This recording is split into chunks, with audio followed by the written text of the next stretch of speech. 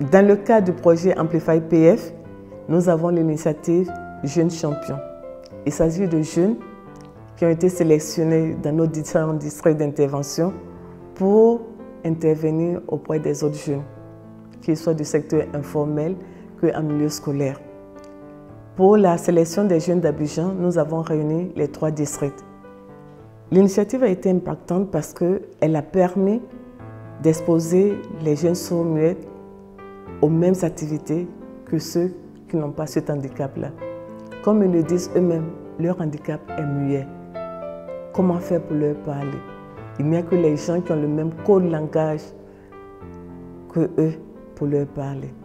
Donc, grâce à ces jeunes interprètes, nous avons pu offrir aux jeunes sourds-muets les mêmes interventions, comme pour tous les jeunes, entendants ou non. Je me nomme Barona Minata, je suis couturière. Je suis sourde et muette. En tant que sourde-muette, à la maison, c'est un peu difficile de communiquer avec les parents. Même quand je suis malade, même expliquer ça à mes parents, c'est un peu difficile. Parce que tout, c'est avec la communication. Souvent, mes parents essayent de me parler, mais avec le langage qu'ils utilisent, je ne comprends pas. Le plus difficile est que quand j'ai eu mes menstrues, c'était un peu difficile de lui expliquer.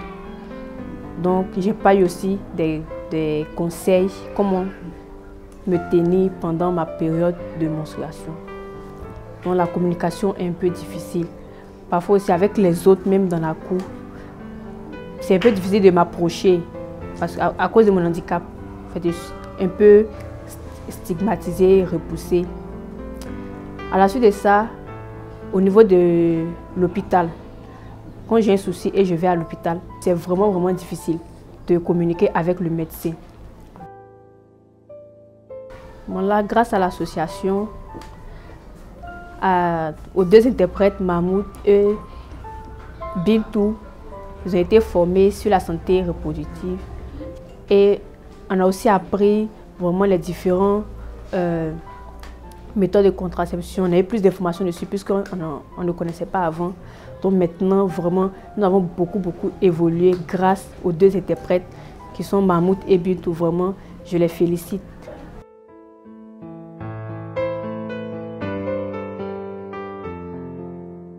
Dans le cadre du projet Amplify, les activités que nous avons pu réaliser avec les personnes sourdes, on a fait plusieurs causeries éducatives.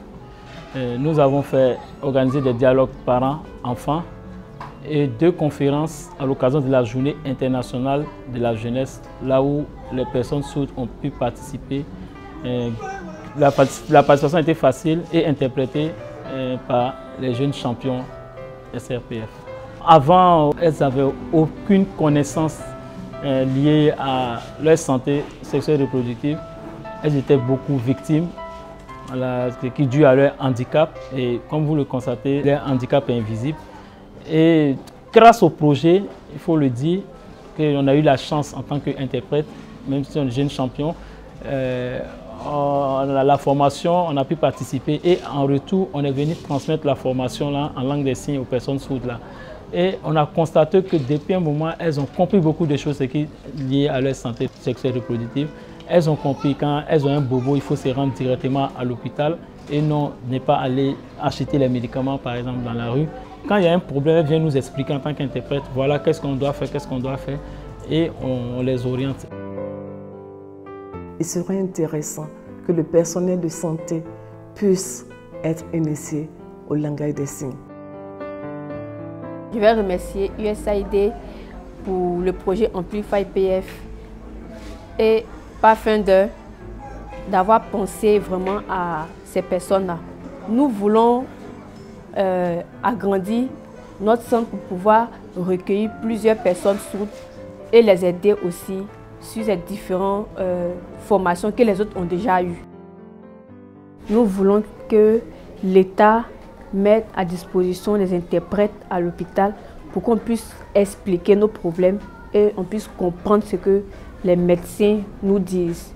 L'État doit nécessairement s'occuper de nous et embaucher des interprètes pour nous, pour qu'on puisse évoluer aussi dans la vie.